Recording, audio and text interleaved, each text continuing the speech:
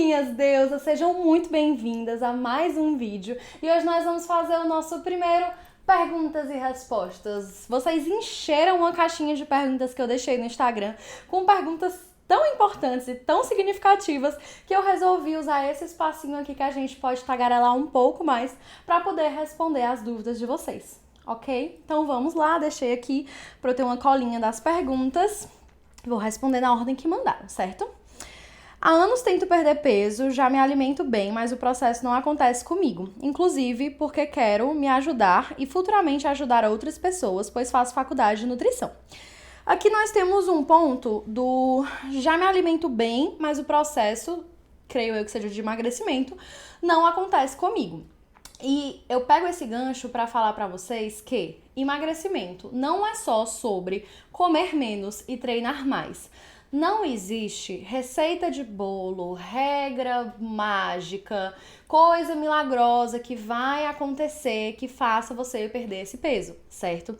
É um conjunto enorme de fatores que envolvem saúde mental, tempo, rotina, como é o ambiente que você vive, quais são os alimentos que tem mais disponíveis para você. Você é ativa fisicamente? Não é? Genética, histórico de dietas, as suas preferências, as suas aversões, o quanto sua rotina e sua alimentação são planejadas e organizadas. Então, decore esta frase.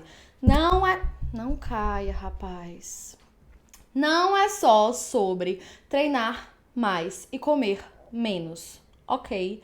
Não é. Isso depende de uma série de outras coisas que, assim como eu não consigo responder a pessoa que mandou essa mensagem diretamente, porque eu não conheço a história de vida dela inteira, talvez faça sentido pra você também. Tenho muitas pacientes que têm aquela sensação de Gabi, mas eu já como bem e como certinho, eu não como muito, eu já me exercito, eu já durmo bem, eu tenho hábitos saudáveis, eu não consigo emagrecer. Eu sou a única pessoa do mundo, eu sou a única que não consegue? Não, não é. É só porque te venderam um processo de emagrecimento que é muito mais complicado na prática do que te vendem na teoria. E isso serve para as mídias, para a sociedade e para tudo que tá rodando aí sobre emagrecimento nas últimas décadas. Ok? E tem um segundo ponto nessa pergunta, que é futuramente ajudar outras pessoas, faço faculdade de nutrição. A gente vive um estigma fortíssimo em relação aos profissionais de saúde. Inclusive, profissionais de saúde, principalmente da nutrição e da medicina, são um grupo de risco para desenvolvimento de transtornos alimentares. Isso é importante, assim, de uma forma que eu não consigo nem expressar para vocês. E trazendo isso também, a dieta, uma dieta moderada, ela aumenta em 5 vezes o risco de desenvolver transtornos alimentares. Uma dieta muito restritiva, ela aumenta em 18 vezes. Então, imagina que é um profissional da saúde, um estudante de nutrição, um estudante de medicina que já tentou fazer inúmeras dietas, faz há muito tempo. Então, olha como é mais complexo do que só eu já me alimento bem, sabe? E isso da gordofobia e do estigma em relação a esses profissionais é uma coisa que a gente precisa estar falando. Sempre que eu posso, eu vou no meu Instagram falar sobre, informar. Peso não mede conhecimento, peso não mede a sua importância, peso não mede o seu valor, não mede nada disso, é apenas um número na balança, certo? Mas acho que eu respondi, por isso que a gente trouxe aqui pro YouTube, pra tagarelar bastante. Segunda pergunta, tapioca com queijo e requeijão eu amo, mas não como, porque na minha cabeça já foi colocado que engorda. Vamos lá.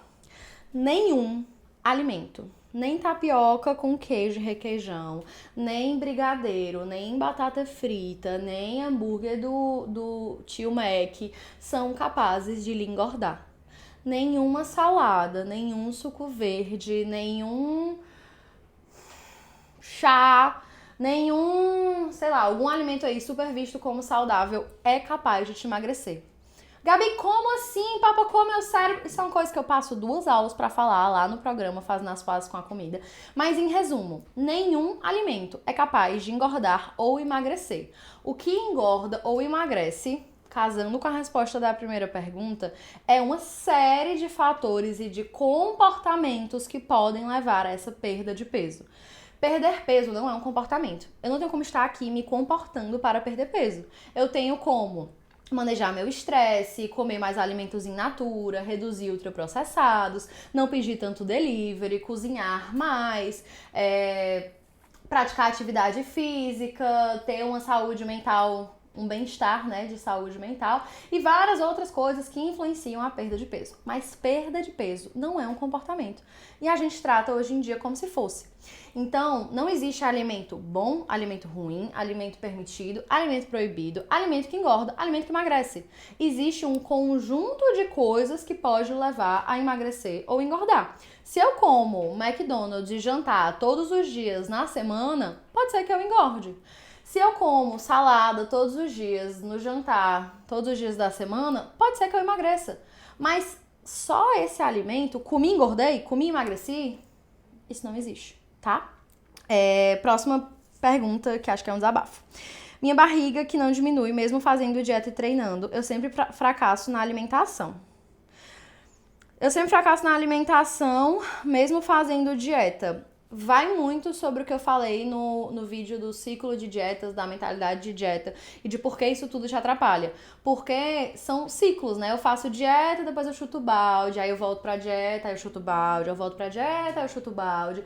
E não é porque você está se alimentando bem, treinando, que você vai emagrecer necessariamente, tá? Todas as respostas vão ir pela mesma linha. O outro, ciclo vicioso de fico triste porque eu preciso emagrecer e acabo descontando na comida. Aqui entramos numa grande questão do comer emocional. Gabi, o que é o comer emocional? Posso gravar um vídeo depois só sobre ele, porque tem muita coisa pra falar. Mas em resumo, a gente come de acordo com as nossas emoções. Se eu estou chegando em casa depois de um dia cansativo, que eu passei 12 horas no consultório, 10 horas da noite, morta de cansada, eu vou comer de uma forma. Se eu chego em casa às 7, depois de ter trabalhado só meio turno, muito mais tranquila da cabeça, eu vou comer de outra forma. Isso é normal. O que não é normal é quando a gente come achando que vai resolver uma emoção. Por exemplo, tô triste, vou comer. Tô ansiosa, vou comer. Tô alegre, vou comer. Tô cansada, vou comer. Se eu tô cansada, eu preciso descansar. Se eu tô com sono, eu preciso dormir. Se eu tô triste, eu preciso ir pra terapia, conversar com alguém, chorar, fazer uma escrita terapêutica, tomar um banho quente. Comida não resolve emoções, não resolve. E aqui ela traz, fico triste porque eu preciso emagrecer, acabo descontando na comida, aí eu fico triste porque eu preciso emagrecer. Então, assim, no lugar de ficar nesse ciclo, toda vez que a gente fala sobre um ciclo, a gente precisa quebrar o ciclo. Aonde eu quebro o ciclo aqui? Muito provavelmente em tentar não descontar na comida. Tentar ir melhorando essa minha relação com a comida, com as minhas emoções, sentir essas emoções, lidar com elas de outra forma que não envolva a comida, para conseguir, com um pouco mais de tranquilidade, se é que é possível, olhar para esse meu processo de emagrecimento, por que eu quero emagrecer, o que eu estou fazendo para isso. Enfim, ok? Próxima pergunta. Acho que eu amo doce demais e como além do saudável. Eu precisaria de referências de quantas vezes é comido, que doces são esses. Amar doce, só o que tem, certo? Muitas de nós, principalmente mulheres, principalmente seres que menstruam, que têm uma TPM, vão ter um desejo natural e fisiológico aumentado por doces e carboidratos numa fase ali do mês. Tem gente que geneticamente é mais determinada a ter uma preferência pelo sabor doce. Tem gente que teve uma criação e uma introdução alimentar que dá uma preferência de comer o sabor doce. Você precisa saber lidar. Então, você talvez tenha caído naquele golpe de vou cortar todos os doces, não vou comer mais porque eu não sei lidar com ele, porque se eu como uma vez, eu me descontrolo. Se você é essa pessoa, deixa eu saber aqui nos comentários que a gente fala melhor sobre isso depois. Mas você precisa entender que, esses alimentos que são mais difíceis, que são mais calóricos, você precisa seguir três palavrinhas que eu passo o programa inteiro falando, que é contexto, frequência e quantidade. Qual é a quantidade desse doce? É um Kit Kat depois do almoço ou são 3 doces em 3 refeições por dia numa quantidade muito grande? Qual é o contexto? É só porque eu tô ansiosa? É só porque eu tô triste? É só porque eu tô... Como foi que ela falou? Triste porque eu preciso emagrecer e eu vou compensar nesse doce? Se for, não faz sentido. É diferente um bolo de chocolate no meio de uma terça-feira à tarde, só porque eu tô estressada com o trabalho, e um bolo de chocolate num domingo à tarde, num café da tarde com as minhas amigas que a gente preparou esse bolo e tá sendo um momento social. Então tem que pensar em qual é o contexto, qual é a quantidade e qual é a frequência. É todo dia? É várias vezes por dia? Se for, tentar ir incluindo outras coisas para esse doce perder o protagonismo dentro dessa alimentação, tá? Esses dias comi um pão à tarde e fiquei sem jantar porque me senti culpada. É triste. É muito triste, mesmo. Sinta-se abraçada. E entenda que você vive numa sociedade que demoniza o pão, demoniza os carboidratos, fala que tem alimentos que engordam e que emagrecem. Só essas perguntas aqui, vocês entendem que não estão sozinhas nesse barco. Isso foram diversas mulheres que foram mandando isso pra mim. E no final tem uma relação ruim com a comida, tem uma relação ruim com o corpo. E é isso que a sociedade quer. Tem uma indústria bilionária lucrando com as nossas insatisfações e fazendo você achar que comer um pão à tarde é a pior coisa do mundo, porque você vai engordar. E é o que eu falei um pouquinho antes, não tem alimento que engorde, não tem alimento que emagreça. A gente precisa pensar sobre contexto, quantidade, frequência, legalizar esses alimentos para conseguir ter uma relação melhor com eles.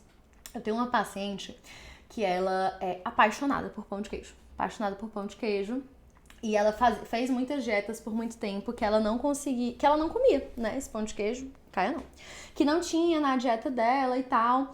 E aí, quando a gente começou o processo do comer intuitivo, de permissão incondicional para comer, de liberdade alimentar, de autonomia, ela ficava, quero comer pão de queijo, quero comer pão de queijo, quero comer pão de queijo. Passou umas 2 semanas assim, e aí ela voltou pra mim e falou assim, Gabi, tô com menos vontade de comer pão de queijo. E eu acho que eu percebi que agora que eu entendo que eu sou livre pra comer, eu não preciso ter esse desespero pra comer todos os pães de queijo no mesmo momento, porque eu acho que tem que acabar, porque eu acho que amanhã eu vou voltar pra dieta e não vou querer comer mais pão de queijo. Então, assim, um pão de queijo que era vilão na cabeça dela e fazia ela exagerar e comer mais e comer numa quantidade, numa frequência que talvez não fosse ideal, ou simplesmente cortar da alimentação, foi resolvido com permissão. O que esse pão significa pra você, né? Espero que eu tenha respondido. Próxima.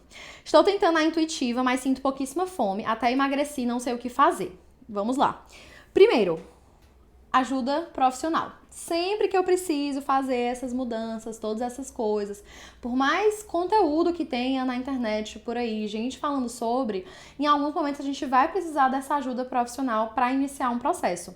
Mas além disso, eu sempre falo, quando eu falo, a gente tem que comer quando tá com fome e parar quando a gente tá saciado, mas isso tem vários pormenores. E um deles, em relação a essa questão da fome, que eu trago na aula do programa também, gente, eu passo 30 minutos lá falando só sobre fome, então tem que ser uma resposta reduzida aqui. Mas mesmo que você não perceba a fome, essa fome existe. E mesmo que você não perceba e ela não exista, tem um momento que eu preciso honrar as necessidades do corpo. É como se o nosso corpinho ele fosse um estoque, certo? Ele fosse um estoquezinho assim. E aí eu como, ele enche esse estoque. E aí eu vou vivendo, vou andando, batendo perna por aí, esse estoque vai descendo. Nesse momento, normalmente, eu sinto fome, que é o meu corpo pedindo comida, eu como mais e aí depois eu vou vivendo novamente. Muitas pessoas, seja por um histórico de dietas restritivas, seja por desconexão dessa fome e dessa saciedade, por medicação, por estresse, por alteração de humor, por privação de sono, por várias outras coisas, não consegue perceber tão bem. Mas ali, passou 3, 4, 5 horas que você comeu, você não tá com fome, mas já tá na hora de fazer um pequeno lanchinho.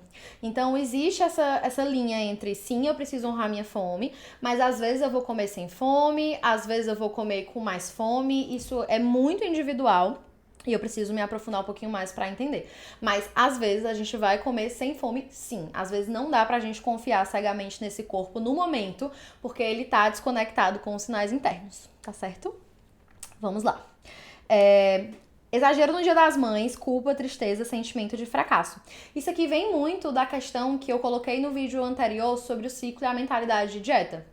Esse exagero, ele pode nem ter sido um exagero, mas é tão forte na sua cabeça que tem coisas proibidas, alimentos proibidos e coisas que não devem ser feitas ou comidas em excesso, que você se culpa muito e aí acha que tem que voltar pra restrição e aí fica insatisfeita e aí a restrição aumenta seus pensamentos sobre a comida, aí você se permite comer, você exagera e isso perpetua um ciclo infinito.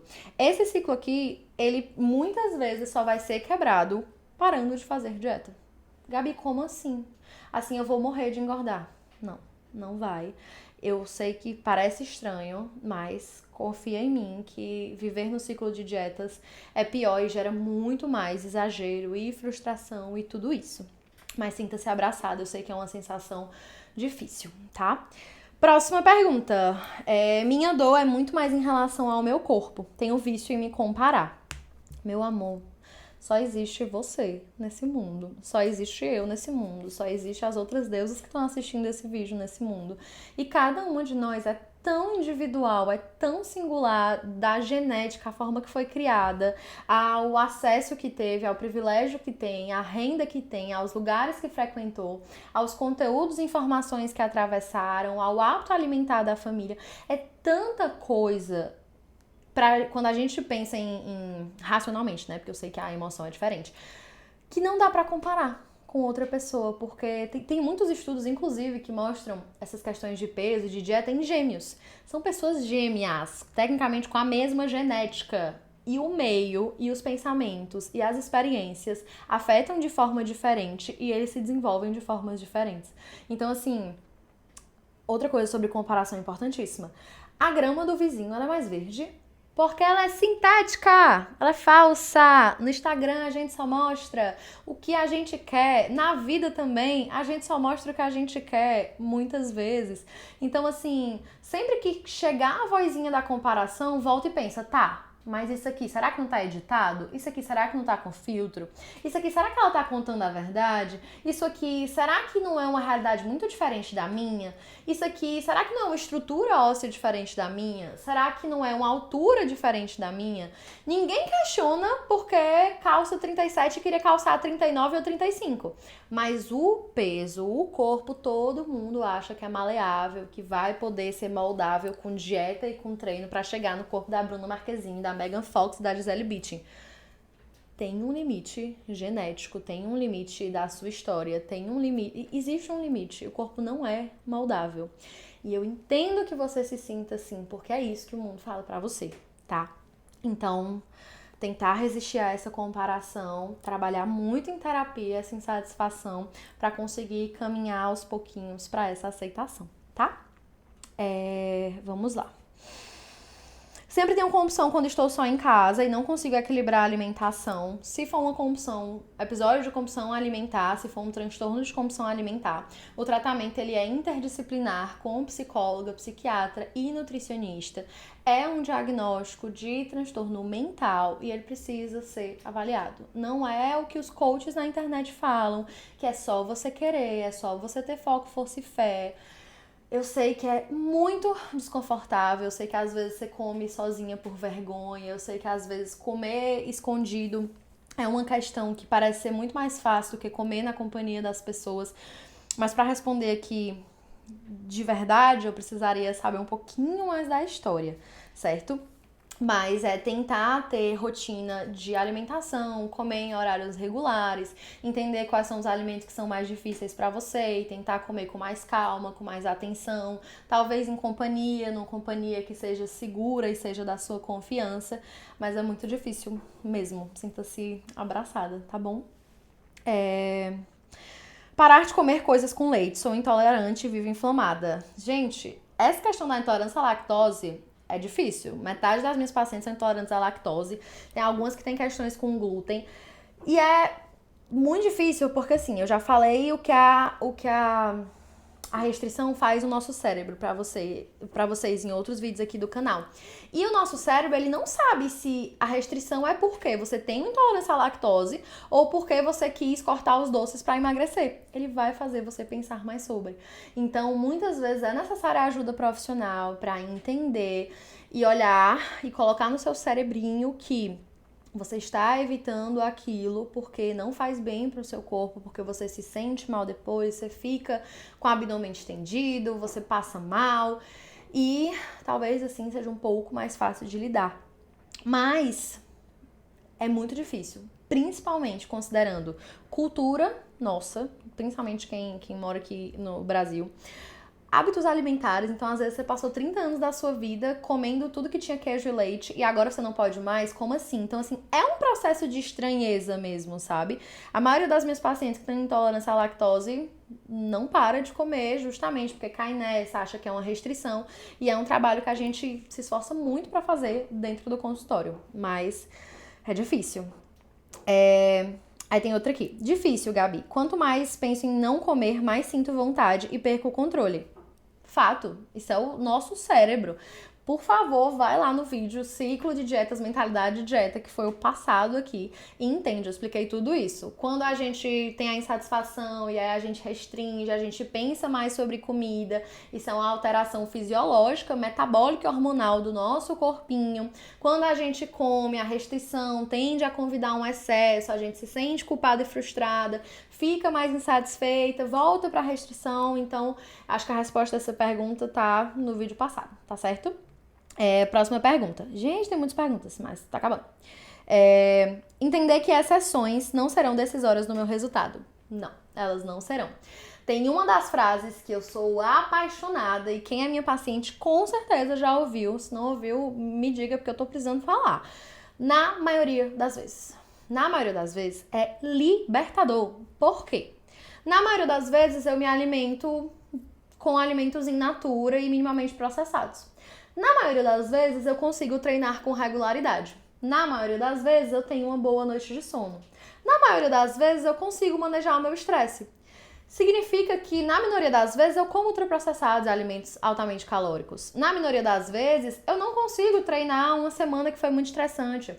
Na minoria das vezes eu não consigo priorizar o meu sono e ter noites de sono reparadoras.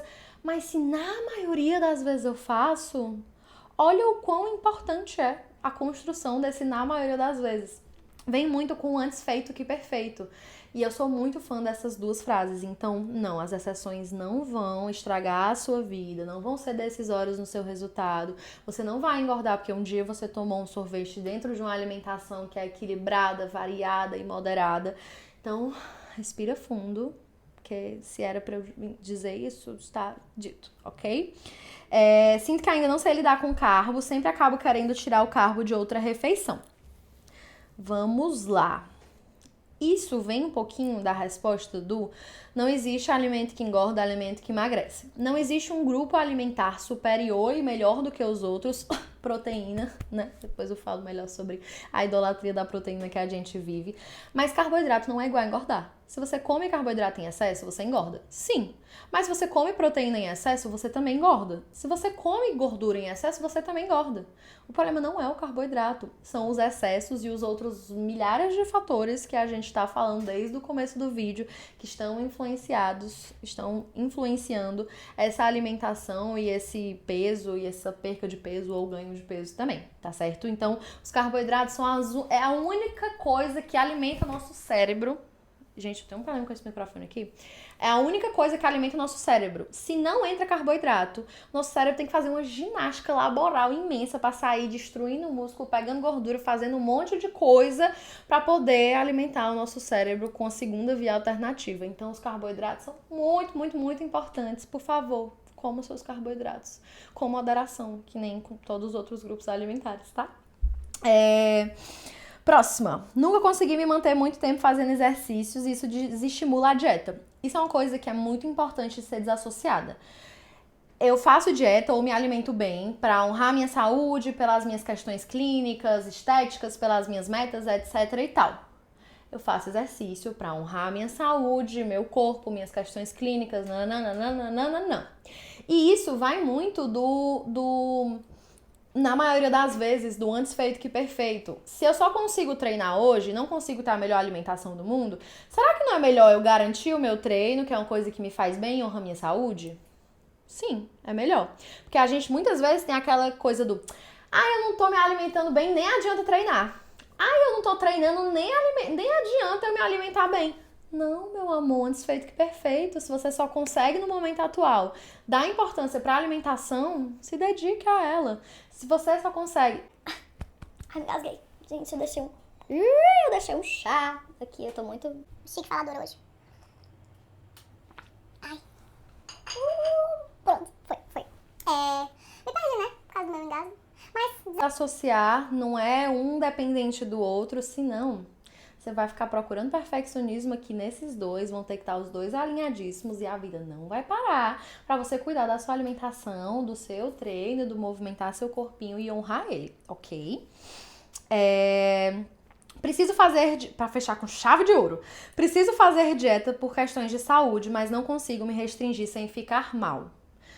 Isso é uma coisa que tem que ser vista, a abordagem do profissional que está lhe acompanhando, o quanto é trabalhado o seu comportamento, o quanto é trabalhado as suas vontades, o quanto é trabalhado as suas preferências e aversões. Eu não sei qual é a questão de saúde, eu não sei qual, enfim, mais coisas sobre a história, mas, por exemplo, na nutrição comportamental, muita gente olha e fala, não, eu sou diabética, não posso ir para um nutricionista comportamental. A gente vai olhar para as suas questões clínicas. Eu tenho pacientes que têm SOP, eu tenho pacientes que têm intolerância à lactose, eu tenho pacientes que têm uma série de coisas que a gente vai ter que levar em consideração. É o exemplo da intolerância à lactose que eu dei respondendo aqui a pergunta e falando mais para trás no vídeo. Então, gente, vamos lá. É difícil essas respostas, né? Mas eu espero que tenha dado um quentinho no coração, que tenha elaborado alguma coisa, tenha trazido alguma reflexão. Eu adorei responder as perguntas, achei muito legal fazer nesse formato, então me conta o que vocês acharam, vocês preferem menorzinho lá no Instagram, ou então preferem aqui, deixem sugestões de temas para os próximos vídeos e eu vejo vocês nos próximos. Um beijo!